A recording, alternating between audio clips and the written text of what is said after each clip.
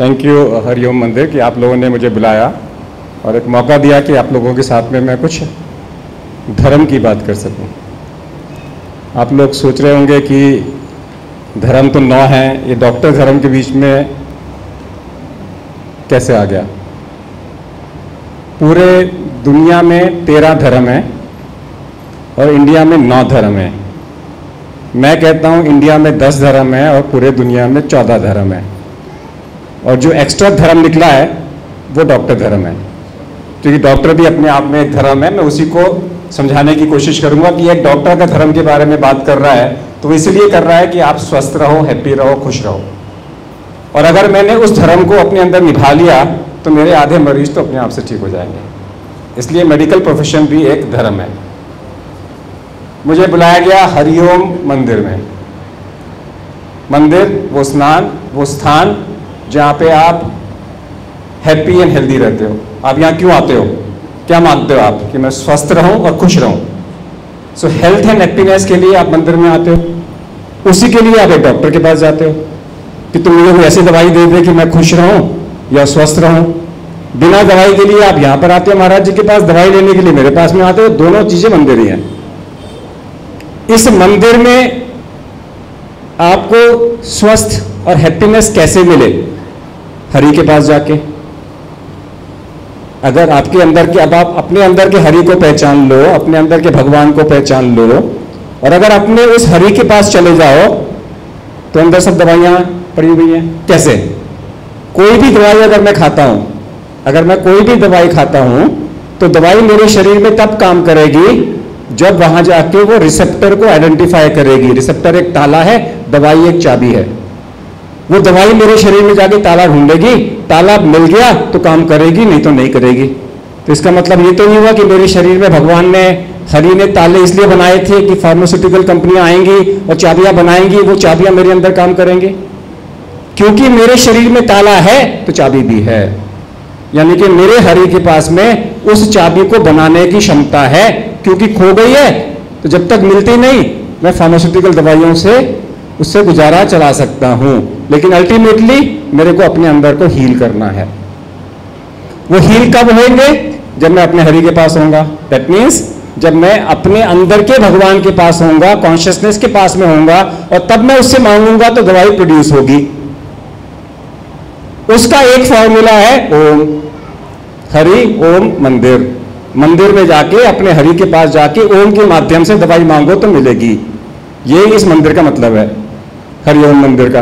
अब ओम से दवाई कैसे मिलेगी? ओम से दवाई कैसे मिलेगी? अब देखिए, जब भी आपके शरीर में चोट लगती है, जो आवाज निकलती है वो है आ, ई, उ, ए, औच। क, ख, ग क्यों नहीं निकलता? प, फ, भ, ट, ठ, ड़ क्यों नहीं निकलता? जब भी शरीर में चोट निकलेगी तो वॉवल स्वर ही निकलेगा, क्योंकि स्वर की चैंटिंग करने से शरीर में इंटरल्यूकिन 2 पैदा होता है, जो कि एस्पिरिन जैसा काम करता है। मेरे दर्द निवारक दवाई पैदा होती है। जब भी आपको दर्द होगा शरीर में, आप बोलोगे आ बोलोगे तो दर्द की दवाई पैदा होगी, दर्द खत्म हो जाएगा। चाहे आप हिंदू हो, मुसलमान हो, सिख हो, ईसाई हो, जैपनीज हो, पाकिस्तानी हो, चोट लगेगी तो आ ही बोलोगे। तो आ बोलने से एस्पिरिन जैसी दवाइयां पैदा होती हैं। जब मन परेशान होता है, मन को शांत करने के लिए क्या करते हो आप? रोते हो। जब भी आपका मन परेशान होगा आप रो लेते हो, रोने से मन साफ हो जाएगा। रोने की आवाज कौन सी है? हिंदी के अक्षरमाला का हर लाइन का आखिरी वर्ड, जिसको बोलते हैं नासिक व्यंजन, म, ना, गा, ना, ना। अगर मैं इन नासिक व्यंजन को चैंट करूंगा तो मेरे शरीर में ट्रैंकुलाइजर पैदा होंगे, ईईजी में डेल्टा एक्टिविटी बढ़ेगी और मेरे को वैसा ही इफेक्ट आएगा जैसा मन शांत होने से आता है। म की साउंड कौन सी है? देखिए, म, रोने की आवाज है न, रोने की आवाज है ग,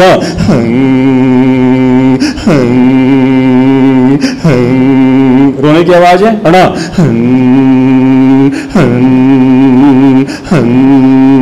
ये भी रोने की आवाज है। सो रोने की आवाज से मेरे शरीर में ट्रंकुलाइजर्स पैदा होंगे। अब मेरे को मन और तन दोनों शांत करने हैं। तन को शांत करने के लिए वॉवल ओ, मन को शांत करने के लिए नेजल कंसोनेंट नासिक व्यंजन म, दोनों मिला के क्या बन गया ओम। ओ से एस्पिरिन और म से ट्रंकुलाइजर, मन और तन दोनों शांत हो गए, दवाई हो गई ना। सो अगर आपको मन और तन दोनों शांत करने हैं तो ओम की चैंटिंग करिए, तो आपको मन और तन दोनों शांत हो गए। जब मन और तन दोनों शांत हो जाएंगे तो आप अपनी कॉन्शियसनेस अपने हरि के पास, उसके लिए आपको एटमॉस्फियर चाहिए जहां पे डाइवर्शंस ना हो, मंदिर। सो ये हरिओम मंदिर है जिसमें आप लोग बैठे हुए हो, जिसमें बैठ के आपको डॉक्टरों की जरूरत नहीं पड़ती, ठीक है। सो हरिओम मंदिर में बुलाया तो मैंने कहा इसका मतलब मेडिकल साइंस में इसका मतलब क्या है वो भी बताना जरूरी है। हरिओम। अब गाय की बात आई, गाय के बारे में बात हो रही है, गाय के दूध के बारे में भी बात हो रही है। उसके बाद में अपने सब्जेक्ट पे आऊंगा तो गाय के बारे में भी थोड़ी सी बात कर लें। गाय हमारे को क्या दर्शाती है? गाय हमारी माँ है, ठीक है, गाय हमारी माता है, गाय के हमारे सारी चीजें हमारे को मिलती हैं। ऐसे बहुत सारी चीजें हैं जो गाय के अलावा जो हमारे को सब कुछ देती हैं। गाय में और क्या क्या खासियत चीजें हैं गाय के अंदर में? जहां तक सवाल है दूध का, गाय के दूध में कोई भी दूध आपको 80 ml से ज्यादा दूध नहीं पीना चाहिए दिन भर के अंदर में, 80 से 100 ml। वो गाय का पियो, भैंस का पियो, मेडिकली फर्क नहीं पड़ता। और बहुत कम केसेस है जहां हम बोलते हैं कि दूध मत पियो तो उनको हम सोया का दूध पिला देते हैं। लेकिन गाय के बारे में एक चीज और किसी ने नहीं सोची होगी, ये परसों एक मैं फंक्शन में था तो डॉक्टर करण सिंह ने बताई। उन्होंने बोला गाय से एक मैसेज हमारे को और भी मिलता है कि जिंदगी में कोई भी चीज को किसी भी चीज में आप कन्वर्ट कर सकते हो। गाय सिर्फ घास खाती है, दूध बनाती है। इसका मतलब है कि गाय एक ऐसी इंडस्ट्री है जो घास को दूध में कन्वर्ट करने की क्षमता रखती है। सो वो भी अपने आप में सोचो कि आप किसी भी चीज को कहीं से कहीं पे ले जा सकते हो। तो जहां तक सवाल है गाय का, तो इस चक्कर में ना रहो कि कोलेस्ट्रॉल ज्यादा है गाय का दूध नहीं पीना। अगर आप सीमित मात्रा में पी रहे हो तो पी सकते हो, मलाई का भी एंजॉय कर सकते हो। लेकिन हाँ, अगर कभी किसी डॉक्टर ने बोला मलाई मत खाओ तो फेंको मत। घर में नौकर होते हैं, उनको खिला दो, वो भी खुश रहेंगे, आप भी खुश रहोगे। दूध आप पी लो, मलाई उनको पिला दो, क्योंकि वो वर्जिश कर रहे हैं तो मलाई पचा लेंगे उसके साथ में। अब थोड़ा सा मैं डिस्क्रिप्शन हरि के बारे में भी कर लूं, मेडिकली कि कहाँ हम हरि के बारे में 2-3 डिस्क्रिप्शन करके then I will come back to dharma. जो हमारे चतुर्मास चल रहे हैं उसके अंदर में हमारे धर्म का क्या महत्व है साइंस के हिसाब से। अगर हम भगवान को लेके चले तो जिस भगवान को ज्यादातर लोग मानते हैं वो आएंगे कृष्ण को या विष्णु को। ब्रह्मा की पूजा होती है, शिव की भी पूजा होती है। I will come back in Chaturmas Shiv के बारे में। कृष्ण कौन है? मेडिकली कृष्ण कौन है? कृष्ण वो है जिसका नीला शरीर, पीले कपड़े, हाथ में बांसुरी। सो कृष्ण कौन है? आप खुद। और मैं कृष्ण कैसे बनूं? नीला शरीर, everything is possible. Yellow clothes, I can do it. बांसुरी मीन्स मधुरता, मधुरता मीन्स ह्यूमिलिटी।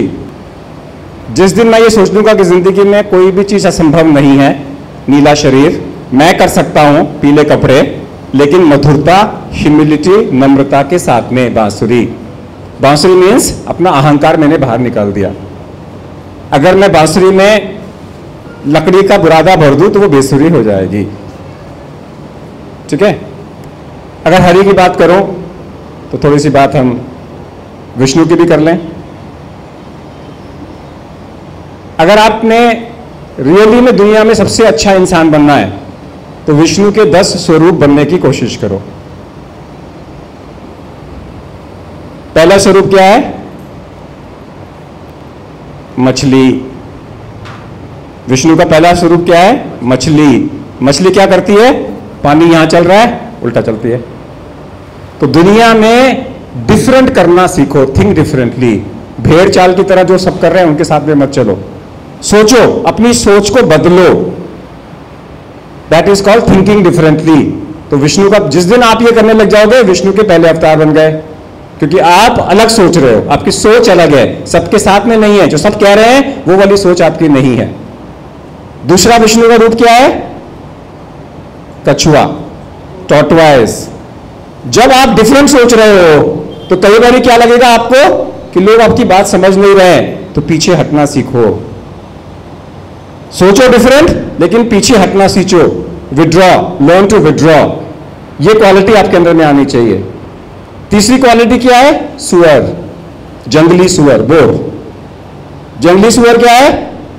आप पीछे तो हटे लेकिन फिर सुअर की तरह उस काम के पीछे लग गए जो आपने सोचा था। जिस काम में आपने सोचा है मुझे ये करना है, आप लगे, बीच में लगा, लोग आपके साथ नहीं है, थोड़ी देर के लिए पीछे हट गए, फिर सुअर की तरह उसके पीछे लग गए। क्यों? क्योंकि चौथा अवतार नरसिंह कहता है nothing is impossible. And how do I convert impossible into possible? वमन, पांचवा अवतार, बाय लर्निंग द टैक्टिक्स साम दाम दंड भेद। अगर मैंने ये सीख लिया तो जिंदगी में हर इम्पॉसिबल को पॉसिबल बना दूंगा, और जिस दिन मैंने इम्पॉसिबल को पॉसिबल बना दिया, now you are ready to fight the corruption, you are ready to fight the society for dharma, that is Parshuram. और जब आपके अंदर में परशुराम की क्वालिटीज आ गई, then you can rule, become a ruler, become a political head of the organisation, and that is Ram. और जब आप राम बन गए तो आपको राजनीति सीखनी है, that is Krishna, and then you to serve the society for the suffering, that is Buddha. और अगर ये सारी क्वालिटीज आपके अंदर में आ गई, then you are ready to become the काल्की, जिसके लिए हम सब लोग कंपीट कर रहे हैं कि आज का काल्की हमारे में से कौन बनेगा। सो विष्णु से भी हमारे को कोई ना कोई मैसेज मिल रहा है, हमारे को क्वालिटीज मिल रही हैं कि हम कैसे बने। अगर ये है तो भगवत गीता से भी हमारे को मैसेज मिलना चाहिए। एक मैसेज भगवत गीता का, then I will come back to Chaturmas. Bhagwat Gita का मैसेज हमारे पास में क्या है? जितनी भी औरतें यहाँ बैठी हुई हैं, लेडीज बैठी हुई हैं, आपको रोज आपकी बेटियां बेटे आते होंगे कोई ना कोई प्रॉब्लम लेके आपके पास में आते होंगे कि मम्मी रात को 8 बजे पार्टी हो रही है, चली जाऊं क्या? आप क्या बोलते हो? आप आइए इधर। आपकी बेटी है, जवान बेटी है, अनमैरिड? आ जाइए एक मिनट, मेरा हाथ पकड़ लीजिए, ऊपर आ जाइए, ऊपर आ जाइए। मैं पूछना चाहूंगा कि आप क्या जवाब दोगे? आ जाइए, बैठे बैठे बोलिए। अगर आपकी लड़की जवान रात को बोले कि मम्मी मम्मी मुझे डेट पे जाना है 11 बजे, ये 8 बजे मैं लेट आऊंगी, तो आप क्या बोलोगे? ग्रुप में जाते हैं, अकेले नहीं जाने देते। मैंने कब बोला कि वो अकेले जा रही है? अलाउ करते हैं जाने में। अलाउ कर दोगे? ये कहते हैं मैं अलाउ कर देंगे। एनीबॉडी जो कहते हैं मैं अलाउ नहीं करूंगी? Anybody? So I have 2 views. One view is allow कर देंगे, कोई ऐसा व्यू है जो बोलेगा अलाउ नहीं करते? कोई? सब अलाउ कर दोगे? अपनी लड़की को नहीं करेंगी। सो मेरे पास दोनों व्यू आ गए। एक व्यू कहता है अलाउ कर देंगे, एक व्यू कहता है अलाउ नहीं करेंगे। ठीक है, अब मैं दोनों से सवाल पूछ रहा हूं, आप अलाउ क्यों नहीं करोगे? ऐसे बच्चे अकेले होते हैं, समझ नहीं होती किसी भी। बच्चों को समझ नहीं होती, जैसे इनको समझ है। जो बच्चा पार्टी करने के लायक है वो अपने में मैच्योर है। जो बच्चा कि मेरा बच्चा मेरे से ज्यादा मैच्योर है, तो वो कहती है कि मेरा बच्चा मेरे से कम मैच्योर है, ये कहती है मेरे से ज्यादा मैच्योर है। तो दोनों का व्यू हमारा अलग अलग आ गया, दोनों का व्यू हमारा अलग अलग आ गया। तो इसका आंसर क्या निकलेगा? एनीबॉडी? इसका आंसर यही है कि अब जैसा चल रहा है बच्चों को अपना संसार में चल रहा है कि इसके बॉन्ड करोगे, बंदा जाने वाले बाहर निकलेगा, झूठ बोल के निकलेगा। बच्चों का ऐसा ही सवाल अर्जुन के मन में आया था। ऐसा ही सवाल अर्जुन के मन में आया था कि मैं लड़ूं कि नहीं लड़ूं। जैसा सवाल आप लोगों के बच्चों के मन में आता है, मम्मी मैं जाऊं कि नहीं जाऊं, और आपके मन में आता है कि भेजूं कि नहीं भेजूं, वैसा ही सवाल अर्जुन के मन में आया था कि मैं लड़ूं कि नहीं लड़ूं। बिल्कुल ये सिचुएशन है। कृष्ण ने उसको क्या कहा? ना, कृष्ण ने उसको कोई जवाब नहीं दिया।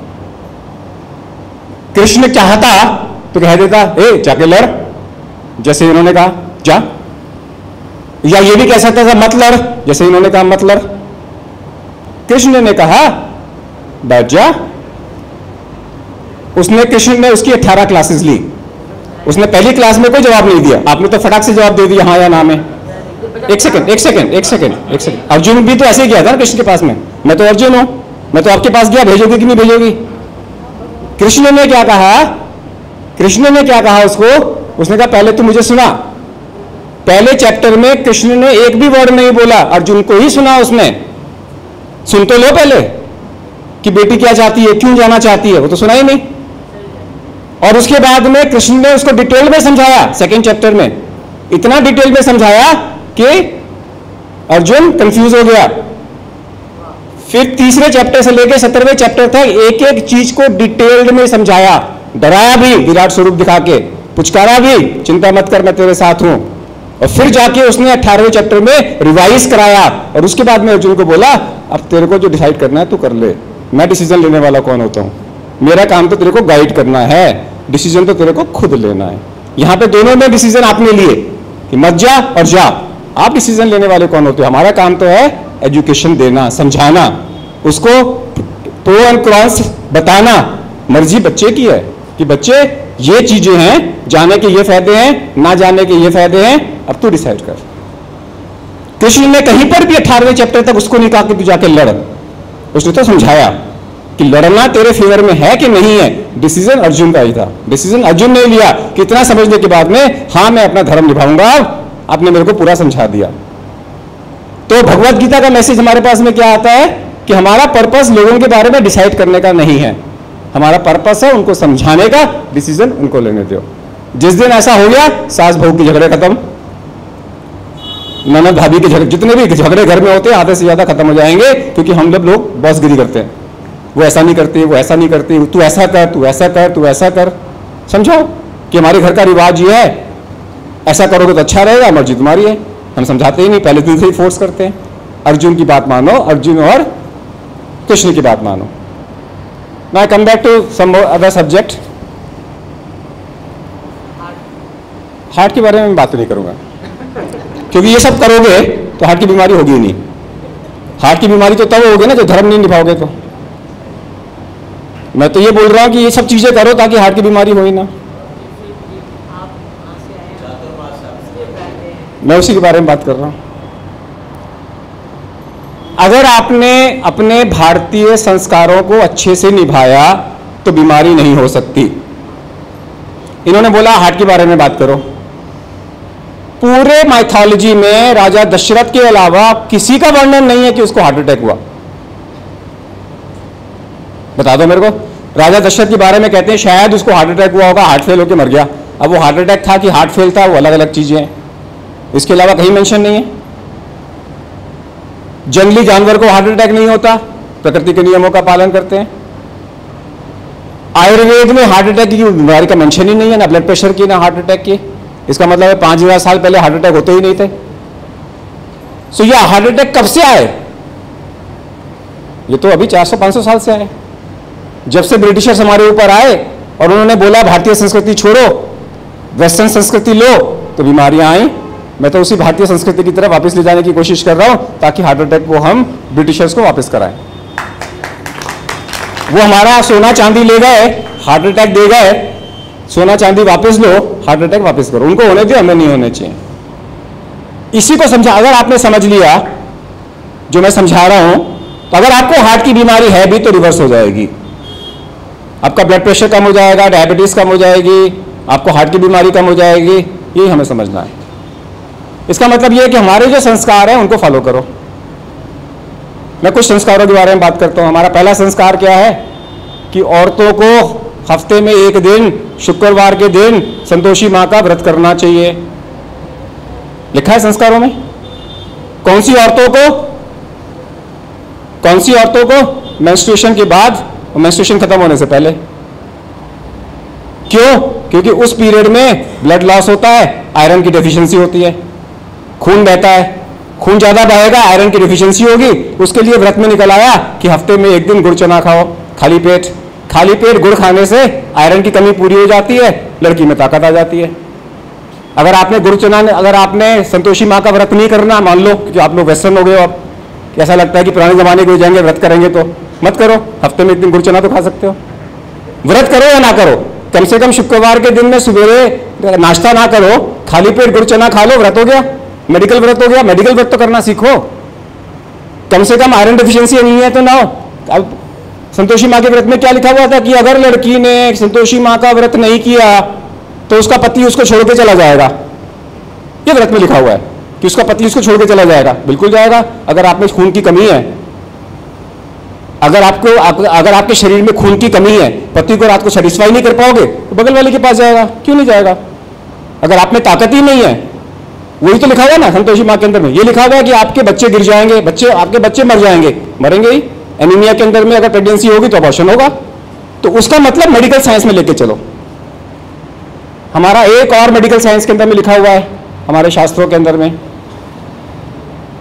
कि माघ के महीने में या वैशाख के महीने में या कार्तिक के महीने में 1 महीना 40 मिनट अनइंटरप्टेड सुबह के समय सूर्य स्नान करना है। हम सब ने बंद कर दिया। हम सबको विटामिन डी की डेफिशिएंसी हो रही है, सबको यहां दर्द, हड्डी में दर्द, जोड़ों में दर्द हो रहा है। शास्त्रों में लिखा हुआ था ना, नहीं निभाते मत निभाओ, तो कम से कम साल में 1 महीना धूप से तो नहाओ, कहीं तो धूप में बैठ के गेम्स खेलो, कुछ तो करो। आप रिचुअल नहीं मनाना चाहते ना मनाओ, लेकिन जो धूप जो रिचुअल का मेन मकसद था उसको तो मत छोड़ो। सो हमारे जो रिचुअल्स बने थे वो हर रिचुअल के अंदर में कोई ना कोई साइंस छुपी हुई थी। हमारा एक और रिचुअल है कि हफ्ते में 1 दिन उपवास करो, महीने में 1 दिन एक्स्ट्रा एकादशी के दिन में उपवास करो, साल में 2 नवरात्रे करो, 9 दिन के नवरात्रे उपवास करो, यानी कि साल में 80 दिन उपवास करो।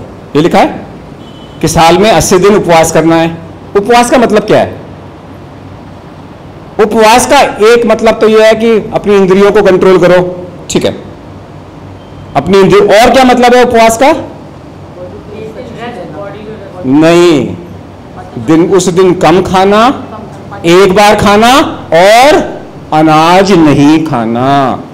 ये सब भूल गए? नहीं, लाइट नहीं, अनाज नहीं खाना। मैं कह रहा हूं अनाज नहीं खाना, फ्रूट को भूल जाओ। अनाज नहीं खाना। अगर आप रोज अनाज खाओगे तो डायबिटीज होगी, ब्लड प्रेशर होगा, हार्ट अटैक होंगे, बाईपास होगा। हमारे शास्त्रों में लिखा हुआ है कि साल में 80 दिन अनाज नहीं खाना। हम रोज अनाज खाते हैं, बीमारियां हो रही हैं।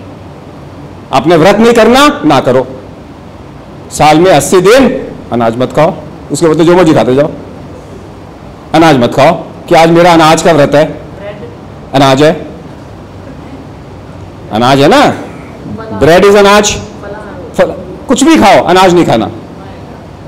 अनाज नहीं खाना। चीनी आ गई, चावल आ गया, मैदा आ गया, रोटी आ गई, बाजरा आ गया, ज्वार आ गया, ये सब आ गए, ये सब आ गए। जब बच्चा पैदा होता है तो 1.5 साल तक मां के दूध में रहता है, उसको अनाज कहां मिलता है? बताइए मेरे को, क्यों नहीं देते अनाज आप उसको? अनाज हमारे शरीर के लिए नहीं बना। अगर आप रोज अनाज खाओगे तो बीमारियां होंगी, और ये हमारे व्रत में लिखा हुआ है।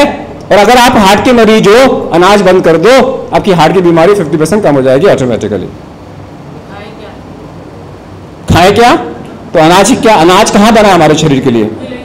फल खाओ, सलाद खाओ, कोई बात नहीं, फिर खा लो। एक ही दिन की बात कर रहा हूं, हफ्ते में 1 दिन की बात हो रही, रोज तो बात नहीं हो रही।